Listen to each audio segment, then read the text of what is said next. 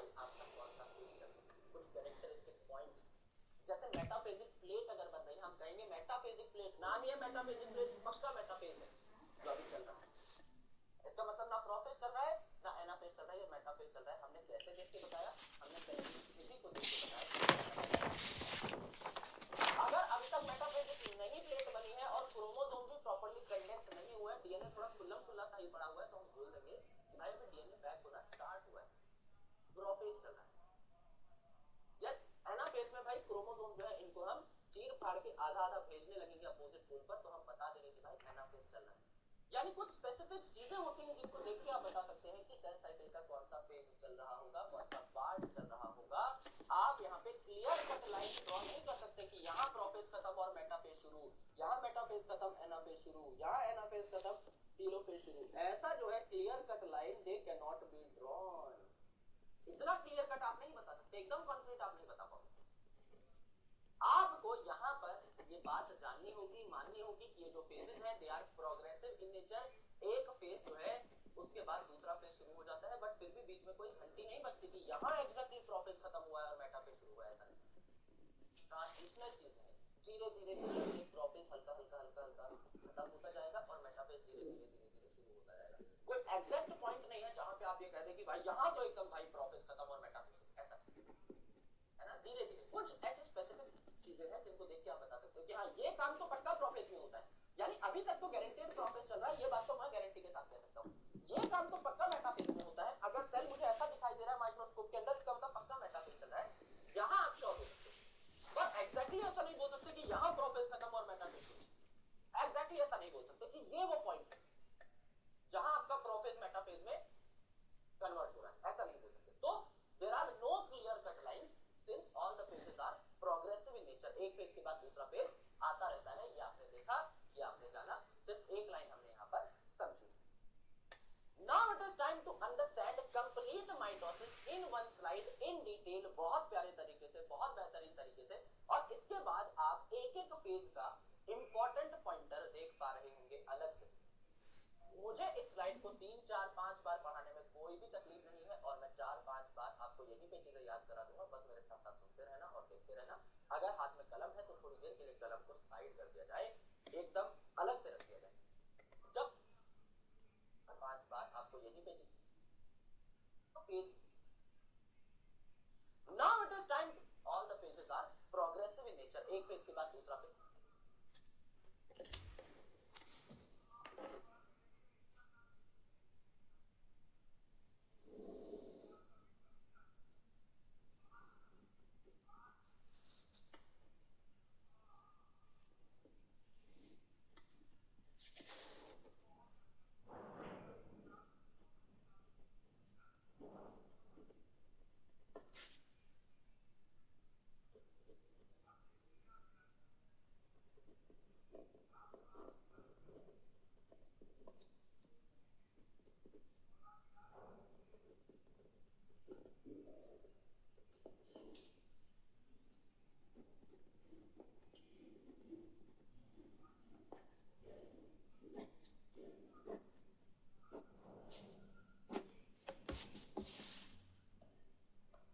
आता रहता है, ये आपने देखा, ये आपने जाना, सिर्फ एक लाइन हमने यहाँ पर समझी। Now it is time to understand complete mitosis in one slide in detail, बहुत प्यारे तरीके से, बहुत बेहतरीन तरीके से। और इसके बाद आप एक एक फेज का इंपॉर्टेंट पॉइंटर देख पा रहे होंगे अलग से। मुझे इस स्लाइड को 3 4 5 बार पढ़ाने में कोई भी तकलीफ नहीं है, और मैं 4 5 बार आपको यहीं पे चीजें याद करा दूंगा। बस मेरे साथ साथ सुनते रहना और देखते रहना। अगर हाथ में कलम है तो थोड़ी देर के लिए कलम को साइड कर दिया जाए, एक अलग से रख दिया जाए, जब तक इस डायग्राम की बात चल रही है। इस डायग्राम के बाद हम प्रोफेज को भी अलग से पढ़ेंगे, मेटाफेज को भी अलग से पढ़ेंगे, एनाफेज को भी अलग से पढ़ेंगे, टेलोफेज को भी अलग से पढ़ेंगे। लेकिन सबसे इंपॉर्टेंट चीज है दिस डायग्राम इटसेल्फ। अगर हमने इस डायग्राम को ठीक तरीके से क्रैक कर लिया, पूरी की पूरी माइटोसिस आपको याद हो जाएगी। और माइटोसिस अगर आपको याद हो गई तो आप मान के चलिए आपने मियोसिस का भी आधा काम कर दिया। क्योंकि मियोसिस में दो अलग अलग प्रकार की मियोसिस होती है, मियोसिस 1 और मियोसिस 2। आप ये मान सकते हैं कि दिस इज मियोसिस 2 ओनली, ये मियोसिस 2 ही है एक तरीके से। मियोसिस 2 को भी इक्वेशनल डिवीजन कहा जाता है। रिडक्शनल डिवीजन जो है वो है मियोसिस 1। ये मियोसिस 2 भी आपकी यहाँ पर कंप्लीट हो जाएगी। इसीलिए इसको देखना बहुत जरूरी है, क्योंकि एक तीर से आप दो निशाने लगा देंगे। माइटोसिस तो कंप्लीट हो ही जाएगी, आधी मियोसिस भी कंप्लीट हो जाएगी, उसमें भी कोई ज्यादा फर्क नहीं है, थोड़े बहुत डिफरेंसेस हैं, वो मैं आपको बता दूंगा अगले लेक्चर में। यहाँ बस इतनी सी बात सुननी है कि भाई माइटोसिस में क्या क्या होता है, आराम से देखिए, प्यार से समझिए। सबसे पहले हमने इंटरफेस कराया, एक सेल को तैयार किया सेल डिवीजन में बढ़िया तरीके से घुसने के लिए। सेल डिवीजन की तैयारी हमने स्टार्ट कर दी, इंटरफेस कराया, G1 फेज में डाला सेल को, S फेज में डाला, G2 फेज में डाला, जितनी भी ऑर्गेनेल्स थी वो डुप्लीकेट हो गई, सेल का साइज भी अच्छा खासा हो गया, बहुत सारी चीजें हुई। अब इन सारी चीजों के बाद जो हमारा कोर फोकस होता है वो होता है डीएनए पे, और डीएनए कहां पैक्ड होते हैं, क्रोमोसोम पे। तो मेन जो फोकस हमारा है दैट इज ऑन क्रोमोसोम। भाई किसी सेल के पास, किसी डॉटर सेल के पास अगर एक आधा माइटोकॉन्ड्रिया कम भी पहुंचा है तो कोई दिक्कत नहीं होगी, कोई मौत नहीं आ जाएगी। एक आधा क्लोरोप्लास्ट अगर कम पहुंचा है तो कोई दिक्कत नहीं होगी, एक आधा पेरोक्सिसोम अगर कम पहुंचा है तो दिक्कत नहीं होगी। लेकिन अगर डीएनए में जरा से भी गड़बड़ी आ गई, एक आधा क्रोमोसोम अगर कम पहुंच गया तो दिक्कत हो जाएगी। इसीलिए एक टाइम पर हमारी सबसे प्राइम प्रायोरिटी जो हो जाती है वो हो जाती है क्रोमोसोम, कि भाई इनको मैं एकदम आधा आधा बांट दूं दोनों डॉटर सेल में, बाकी सारी चीजों को कोनों में चिपका दूं। ये जो सेल है ना, ये जो सेल की मेम्ब्रेन है, इसके ऊपर चिपका दूं मैं, कोनों में चिपका दूं सारी चीजों को। मेन जो बीच की जगह है, ये वाली जो जगह है, ये मैं खाली कर दूं, जिससे क्रोमोसोम ठीक तरीके से मूव कर जाए। भाई समझ लीजिए, कोई वीआईपी है ना, बॉलीवुड की पार्टीज होती है ना, आपने देखा होगा कि भाई सारे एक्टर वेक्टर खड़े हैं, है ना, इंटरव्यू दे रहे हैं, माइक पे बोल रहे हैं, पीछे से सलमान भाई आते हैं, और जैसे ही वो आते हैं सारे इधर उधर चिपक जाते हैं भाई कि इनको इंटरव्यू देने दो, भाई करियर से खतरा कौन ही बोल ले। तो मेरे भाई जब वो आते हैं और ऑरा इतना खतरनाक है भाई, सब लोग साइड हो जाते हैं कि इनको आने दो, he is the man of prime importance, he is the man of the hour, इनको आने दो भाई बीच में। यस, बाकी सब लोग ऐसे कोने में दीवारों पे लग के चिपक जाते हैं, हाँ सलमान भाई आप चले जाओ यहाँ से, मेन आपके लिए मेन रोड खाली कर दिया। सिमिलरली यहाँ का सलमान भाई है आपका कौन, आपका क्रोमोसोम, ये है आपका मेन वीआईपी। बाकी चीजें आपको दिखाई भी नहीं दे रही है पूरे सेल में, सिर्फ क्रोमोसोम ही दिखाई दे रहा है। क्यों? क्योंकि बाकी सारी चीजें जो है चिपका दी हैं। कई चीजें तो ऐसी हैं जिनके टुकड़े कर करके चिपका दिए हैं, जो कि सिर्फ मेम्ब्रेन की बनी हुई थी। भाई मेम्ब्रेन बाद में जोड़ के तुम्हें दोबारा से तैयार कर लेंगे, अभी तुम्हारे चिथड़े उड़ा करके, तुम्हारे छोटे छोटे टुकड़े करके तुम्हें मेम्ब्रेन के पास चिपका देते। अभी जगह छोड़ दो, साहब आ रहे हैं, क्रोमोसोम आ रहे हैं। इसका आधा आधा होके ऊपर नीचे बढ़ना इज वेरी इंपॉर्टेंट, ठीक तरीके से बढ़ना इज वेरी इंपॉर्टेंट, अदरवाइज हो जाएगी सेल में घटना। इसका सही तरीके से बढ़ना बहुत जरूरी है, इसीलिए इसको प्रॉपर जगह दी। फर्स्ट पॉइंट कि सर बाकी चीजें क्यों नहीं बनाई, सेल में तो बहुत कुछ होता है। बाकी सारी चीजें जो है जगह दे रही है क्रोमोसोम को, क्योंकि क्रोमोसोम में है जेनेटिक मटेरियल। अगर डॉटर सेल में जेनेटिक मटेरियल करेक्ट पहुंचा है तो बाकी चीजें तो वो खुद भी बना सकता है। यस, तो इसीलिए जेनेटिक मटेरियल का डॉटर सेल में ठीक तरीके से जाना is very very very critical. ये आपको देखना। अब सबसे पहले हमारा जो फेज आता है वो कौन सा आता है? सर आपने बताया था कैरियोकाइनेसिस के जो फेज है वो है prophase, metaphase, anaphase and telophase, जिसे आप पीमैट कहकर रिप्रेजेंट कर रहे थे। तो यही चारों फेज हम लोग एक सीक्वेंस में देख रहे हैं, प्रोफेज, मेटाफेज, एनाफेज, टेलोफेज, यही एक सीक्वेंस में हम लोग देख रहे हैं। सबसे पहला जो फेज है ये है आपका प्रोफेज, और इसमें भी जल्दी वाला देख रहे हैं हम लोग, जस्ट प्रोफेज आपका शुरू नहीं हुआ। तो जस्ट जो प्रोफेज शुरू हुए, प्रोफेज की दो पहचान है आपकी, बेसिकली तीन पहचान मान लो मोटी मोटी। प्रोफेज में क्या होता है? तीन काम होते हैं। सबसे पहला काम, जो आपने एस फेज में डीएनए रेप्लिकेट किया था और सेंट्रियोल्स डुप्लीकेट किए थे, याद हो तो सेंट्रियोल सेंट्रोसोम का नंबर डबल हुआ था। ये जो आपके सेंट्रियोल्स हैं ये अपोजिट पोल पे जाना स्टार्ट कर देते हैं, पहुंचे नहीं है प्रोफेज में, ये अपोजिट पोल पे जाना स्टार्ट कर देते हैं, क्योंकि जब ये अपोजिट पोल पर पहुंचेंगे तब जाके ये जो आपका सेंट्रियोल का पेयर है ना, ये चीजों को ऊपर खींचेगा, स्पिंडल फाइबर फेंकते हैं, स्पाइडरमैन है, ये अपना जाला फेंक रहा है नीचे की साइड चीजों को ऊपर खींचने के लिए। एक है वो नीचे है, वो जाला फेंक रहा है ऊपर की साइड चीजों को नीचे की तरफ खींचने के लिए।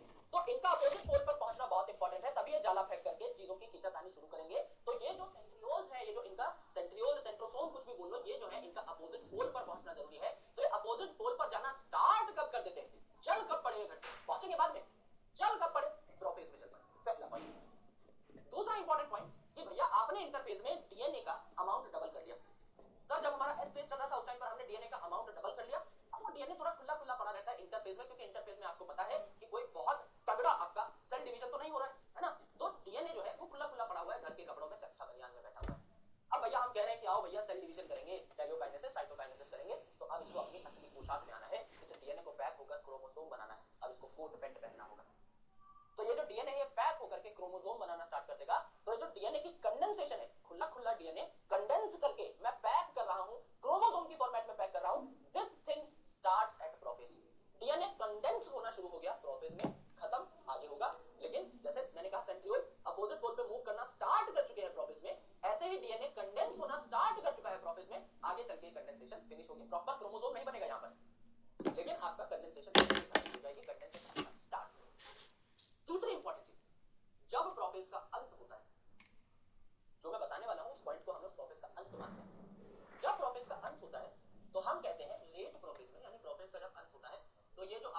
Nuclear membrane, nuclear envelope, nuclear membrane, nucleus के अंदर का न्यूक्लियोलस, एंडोप्लाज्मिक रेटिकुलम है, अगर गोल्जी कॉम्प्लेक्स अगर इनके टुकड़े हो जाते हैं, ये गायब हो जाते हैं, डिसअपियर हो जाते हैं।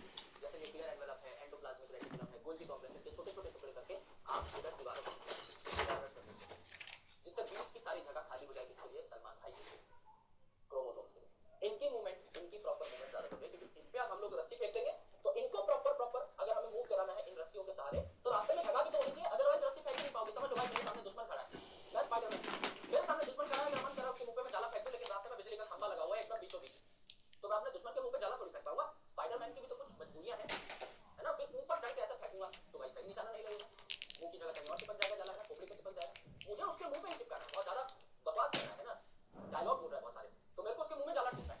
तो if I want to make निशाना यहां पर स्पेसिफिकली, तो बीच का खंभा जो है ये नहीं होना चाहिए। स्पाइडरमैन के कार्य में बाधा बनता है खंभा। सिमिलरली अगर सारी की सारी ऑर्गेनेल यही सेल में ही पड़ी हुई है बीच में, तो मेरे पास स्पिंडल फाइबर आए, कहीं गोल्जी कॉम्प्लेक्स से टकरा गए, कहीं एंडोप्लाज्मिक रेटिकुलम, क्योंकि वो तो रेटिकुलर स्ट्रक्चर नेटवर्क बेस्ड है, कहीं और जाला टकराया है, तो आपके क्रोमोसोम पे जाला टकरा ही नहीं पा रहा।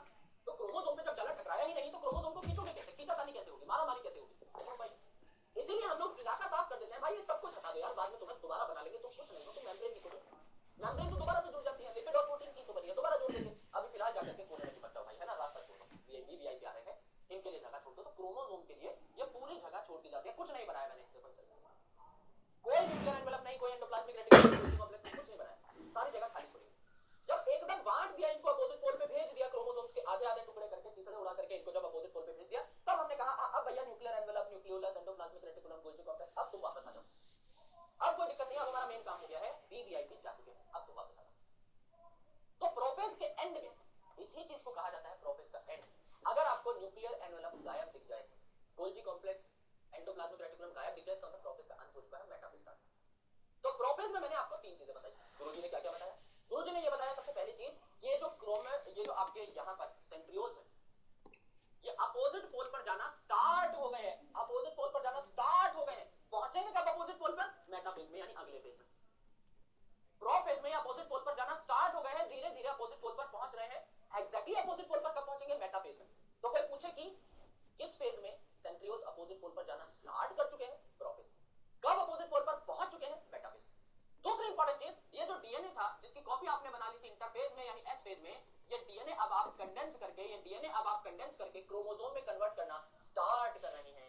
डीएनए स्टार्ट्स कंडेंसिंग, लेकिन ये डीएनए एग्जैक्टली पैक होकर, देखो यहां भी प्रॉपर क्रोमोसोम नहीं दिखाई दे रहे हैं, ये exactly proper chromosome, best chromosome कब बनाएंगे? आपके मेटाफेज में बनाएंगे। यानी प्रोफेज में सेंट्रियोल अपोजिट पोल पर जाना स्टार्ट हुए, पहुंचे कब? मेटाफेज में। प्रोफेज में डीएनए कंडेंस होकर क्रोमोसोम बनाना स्टार्ट कर चुका है, थोड़ा बहुत कंडेंसेशन यहां पर कर भी देगा, लेकिन एग्जैक्ट प्रॉपर क्रोमोसोम कब दिखाई देंगे आपको? तब फिर से मेटाफेज। एंड तीसरी इंपॉर्टेंट चीज कि जब ये प्रोफेज अपने अंत की तरफ बढ़ेगा, तो उस टाइम पर आपका nuclear envelope, Golgi complex, endoplasmic reticulum, nucleolus, ये सारी चीजें क्या हो जाएंगी? डिसअपियर हो जाएंगी, गायब हो जाएंगी। हमें इन वीवीआईपीज को मेन जगह देनी है, जिससे इनको हम लोग खींच तान सकें एंड बेसिकली इनकी डिस्ट्रीब्यूशन कर सकें, इन्हें दो अपोजिट पोल्स पर भेज सकें। ये तीन ही चीज आपको प्रोफेज में देखनी है और कोई चीज नहीं। क्या बोला? सेंट्रियोल्स अपोजिट पोल पर जाना स्टार्ट करेंगे, पहुंचेंगे कब? मेटाफेज। डीएनए कंडेंस होना स्टार्ट हो जाएगा, कंप्लीट कंडेंसेशन कब हो जाएगी? मेटाफेज में। और जब प्रोफेज का अंत होगा तो न्यूक्लियस, न्यूक्लियोलस है ना, न्यूक्लियस की मेम्ब्रेन, एंडोप्लाज्मिक रेटिकुलम और गोल्जी कॉम्प्लेक्स गायब हो जाएंगे। कौन कौन गायब हुआ? न्यूक्लियर एनवेलप यानी न्यूक्लियर मेम्ब्रेन यानी न्यूक्लियस की membrane, nucleolus, endoplasmic reticulum and Golgi complex गायब हो जाएंगे। इन्हीं चीजों को एक बात देखिए, अगर अर्ली प्रोफेज की बात करूं तो प्रोफेज की शुरुआत में ही सेंट्रियोल्स अपोजिट पोल पर जाना स्टार्ट हो गए हैं, धीरे धीरे अपोजिट पोल की तरफ पहुंचने लगेंगे, धीरे धीरे अपोजिट पोल की तरफ पहुंचने लगेंगे। एग्जैक्ट जब मेटाफेज आएगा तो ये अपोजिट पोल पर पहुंच चुके होंगे। तो अपोजिट पोल पर जाना स्टार्ट किए प्रोफेज में, अपोजिट पोल पर पहुंच गए मेटाफेज में।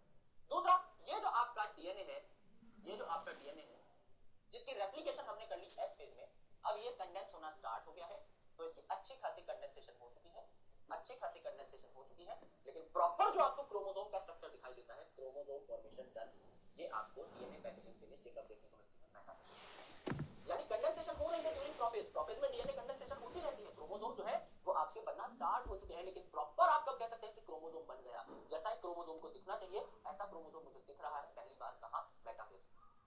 ये मुझे मेटाफेज में दिखने लगता है। और तीसरी इंपॉर्टेंट चीज कि यहां पर at the end of prophase आपका nuclear envelope, nucleolus, endoplasmic reticulum and Golgi complex disappear हो जाते हैं, एकदम इनके छोटे छोटे टुकड़े होकर के हम लोग इस पिंक वाली मेम्ब्रेन पे चिपका देते हैं कि खाली जगह छोड़ दीजिए मिस्टर क्रोमोसोम के। इन पे अब हमें फाइबर चिपकाने हैं, इनकी खींचातानी करनी है, तो आप अभी इनके लिए खाली जगह छोड़ दीजिए। ये तीन। यहां पर देखिए एक और बात लिखी हुई है एनसीईआरटी में कि नया और पुराना डीएनए जो है ना, ये डिस्टिंक्ट नहीं है अभी, यानी इंटरवाइंड है, यानी टेंगल है।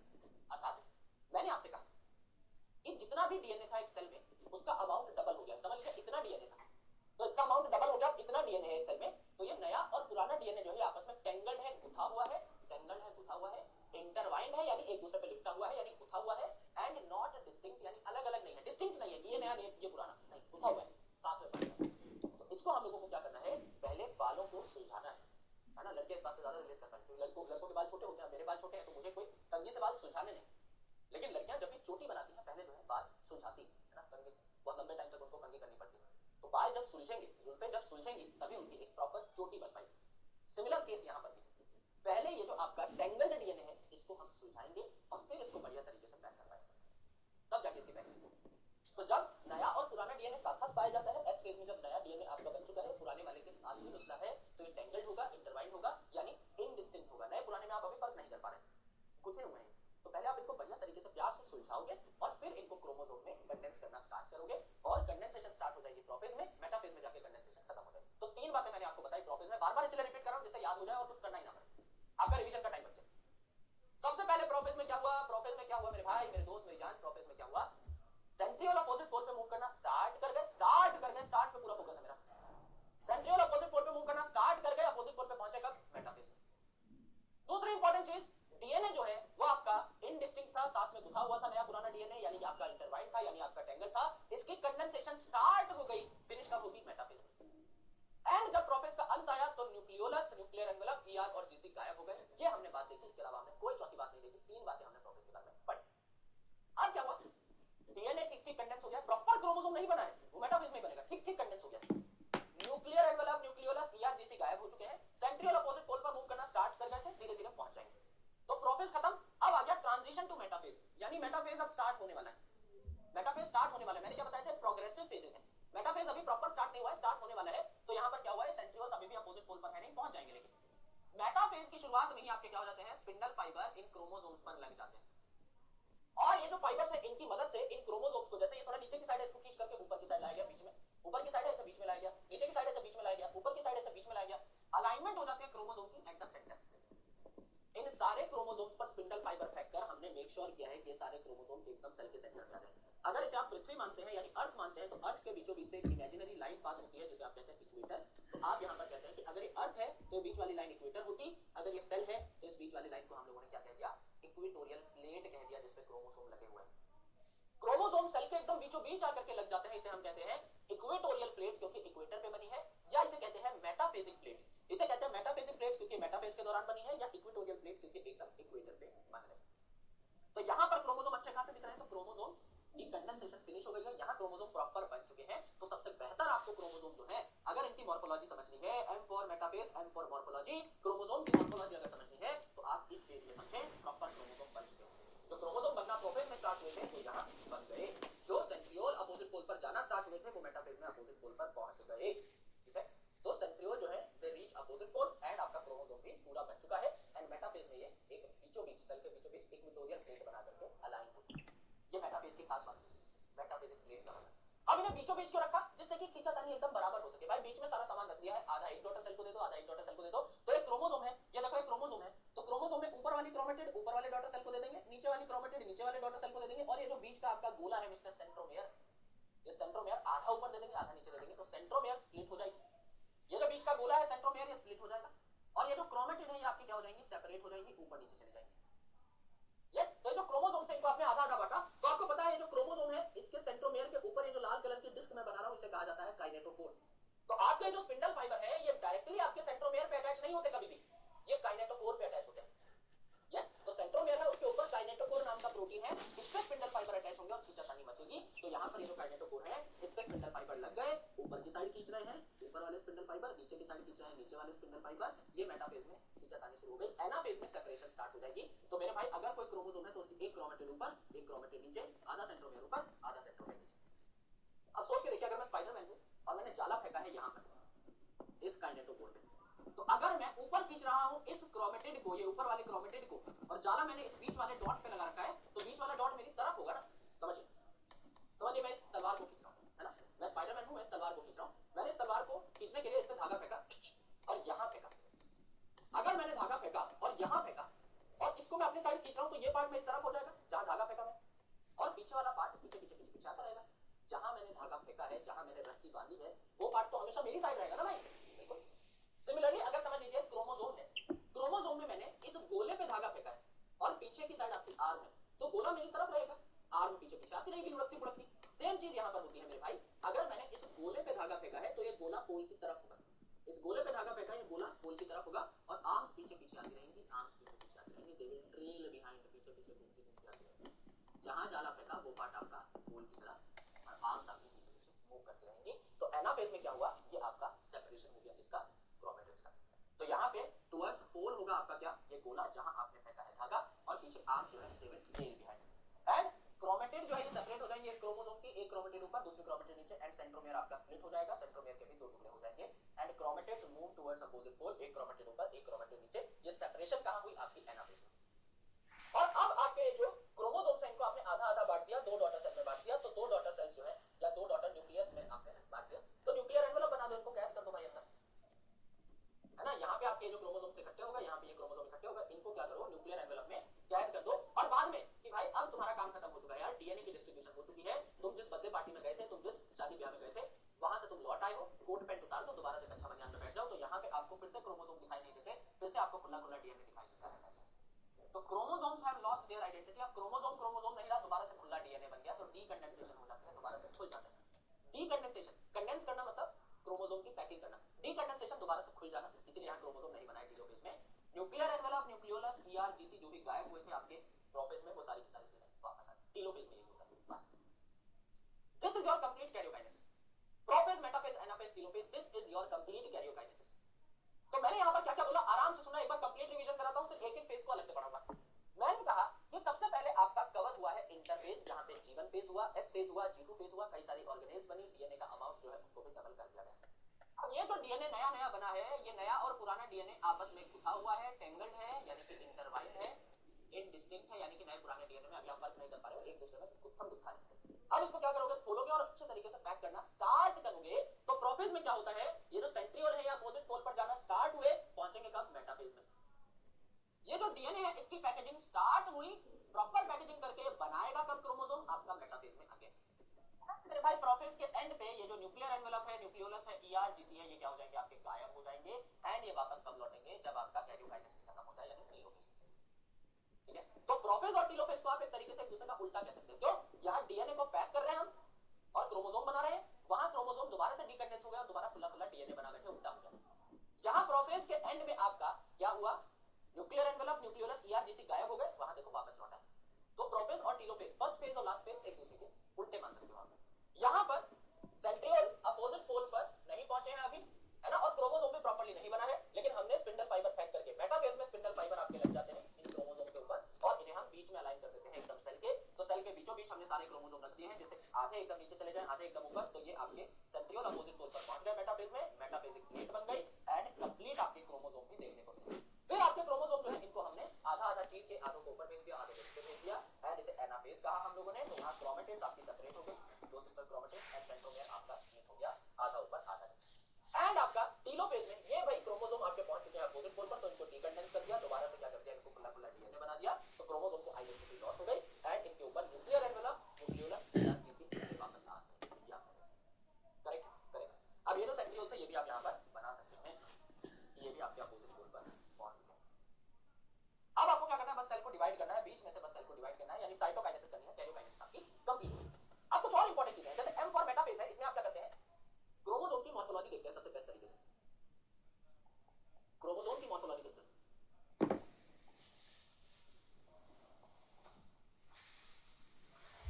क्रोमोसोम की मॉर्फोलॉजी देखते हैं। कैसे मॉर्फोलॉजी अगर आपको देखनी है, क्रोमोसोम कैसा है, इसका ओवरऑल स्ट्रक्चर कैसा है, तो सबसे बढ़िया पैकेजिंग जो हो रखी है, कंप्लीट क्रोमोसोम जो आपको देखने को मिल रहा है, वो मेटाफेज में देखने को मिल रहा है। यहाँ देखो पैकेजिंग पूरी नहीं हुई है, और आगे चल के तो भाई इसके चिथड़े उड़ गए। तो यहाँ पे प्रॉपर आपको मॉर्फोलॉजी देखने को मिलती है, एम फॉर मेटाफेज में एम फॉर मॉर्फोलॉजी।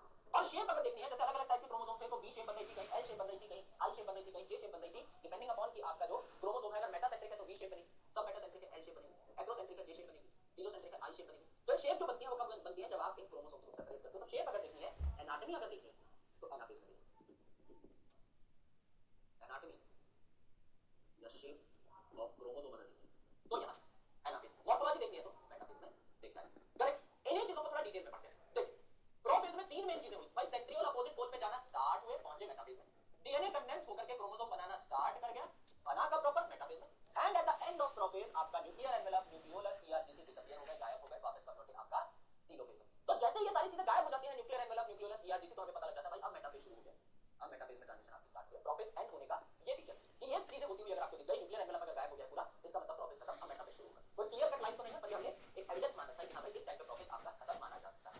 यस, यहां देखिए धीरे धीरे क्रोमोसोम की पैकेजिंग हो रही है, प्रॉपर क्रोमोसोम नहीं बना है, ऐसा क्रोमोसोम नहीं बना है, लेकिन कुछ कुछ आपका डीएनए पैक होकर ऐसा जरूर बना बैठा है। तो ये अगर आपका सेंट्रोमियर लाइक स्ट्रक्चर है तो ये आपकी एक क्रोमेटिड है, ये आपकी दूसरी क्रोमेटिड है, थोड़ा बहुत तो आपका स्ट्रक्चर बन ही गया है, तो it contains two chromatid and a centromere.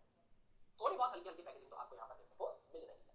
ठीक है, अब देखिए माइटोटिक ऑपरेटर क्या होता है, जब भैया आपका सेल मेटाफेज में जाएगा तो मेटाफेज में जाने पे क्या होता है, ये जो आपके सेंट्रियोल्स है ना अपोजिट पोल पर, ये जो आपके सेंट्रियोल है, एक सेंट्रियोल ये दूसरा परपेंडिकुलरली लगे हुए हैं, एक दूसरे से 90 डिग्री के एंगल, ये एक सेंट्रियोल है दूसरा ये परपेंडिकुलरली लगे हुए हैं एक दूसरे से 90 डिग्री के एंगल। तो ये जो सेंट्रियोल्स है परपेंडिकुलर, इनके चारों ओर से भी आपके क्या निकल रहे होते हैं, फाइबर से निकल रहे होते हैं। तो ये एक चमकते हुए सितारे जैसी अपीयरेंस देता है, स्टार जैसी अपीयरेंस देता है। तो इन सितारों को हम लोग इंग्लिश में क्या कहते हैं, एस्टर कहते हैं। जैसे स्टार फिश का साइंटिफिक नाम क्या है, स्टार फिश का साइंटिफिक नाम है एस्टेरियास, एस्टर का मतलब ही होता है स्टार, राइट। तो एस्टेरियास का मतलब ही क्या है, स्टार। तो ये एक एस्टर है, ये एक एस्टर, ये खींचातानी कर रहे हैं, यहां पर इन्होंने स्पिंडल फाइबर भेजा है इस काइनेटोकोर पे, इस काइनेटोकोर पे, और खींचातानी करने लगे हैं मेटाफेज के अगर खींचातानी कर रहे हैं, राइट। तो ये एक एस्टर है, ये एक एस्टर है, और इसके बीच में व्हाइट कलर के स्पिंडल फाइबर, बीच का स्ट्रक्चर तो क्रोमोसोम। तो अगर आप देखें इन एनिमल्स जो सेल डिवीजन है इसे क्या कहा जाता है, एम्फीएस्टल कहा जाता है। एम्फीएस्टल कहा जाता है क्योंकि दो एस्टर पाए जा रहे हैं, तो यहाँ पे क्या है, दो एस्टर है, दो स्टार लाइक चीजें हैं जो अपोजिट पोल पे, एंड आपके स्पिंडल फाइबर है, इसको मिला जुलाकर हमने क्या डाला, इसको मिला जुलाकर हमने क्या डाला, इतना पार्ट यानी दो एस्टर और बीच का स्पिंडल फाइबर, इतने पार्ट को हमने क्या डाला, ये जो मैंने ऑरेंज कलर से मार्क किया हुआ है इसको हमने क्या डाला, माइटोटिक अपरेटस। माइटोटिक अपरेटस यानी दो पोल्स पे पाए जाने वाले सितारे जैसे स्ट्रक्चर, एस्टर्स यानी सेंट्रियोल और क्या जाने वाले फाइबर, ये सितारे जैसे अपीयरेंस देते हैं। तो ये एक एस्टर है, ये एक एस्टर है, और बीच का इनका स्पिंडल फाइबर, इसे कहा माइटोटिक अपरेटस, जो खींचातानी में हेल्प करेंगे। यानी स्पाइडरमैन और उसका धागा, स्पाइडरमैन और उसका धागा, इनको मिला करके हमने माइटोटिक अपरेटस कहा।